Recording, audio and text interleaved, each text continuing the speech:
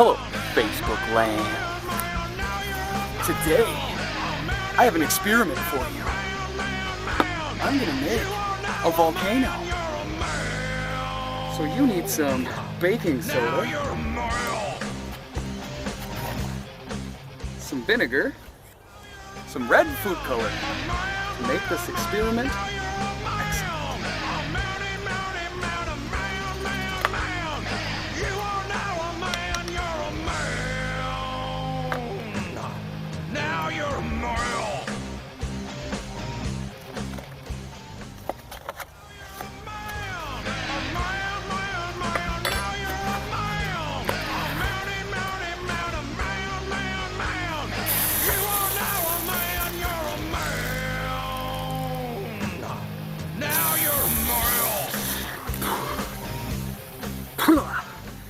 Well, there you go. A human volcano.